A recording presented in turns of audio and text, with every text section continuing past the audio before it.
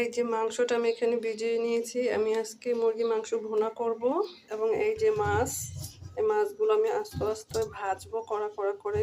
আমার মেয়ে জামাই আবার ভাজা মাছ খেতে খুব পছন্দ করে, তাই আমি খিচুড়ির সঙ্গে আলু দেবো, তাই আলুগুলো কেটে নেব। আমার আদা রসুন ব্লেন্ড করা নিয়ে আমি একটু কেটে ব্লেন্ড করে নেব, রেডি করে নেব।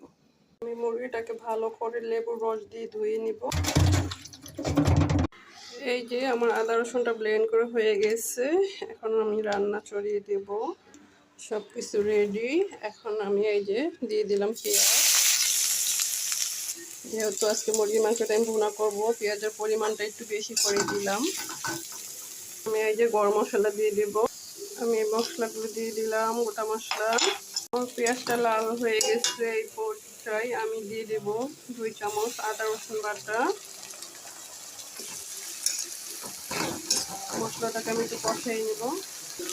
আমার আদা রসুনটা কষানো হয়েছে, আমি এই পর্যায়ে মশলা দিয়ে দিলাম হলুদ, মরিচ, লবণ এবং জিরার গুঁড়ো।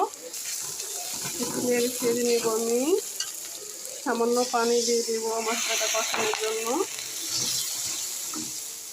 মশলাটা কষানো হচ্ছে, মাংসটা দিয়ে দিলাম।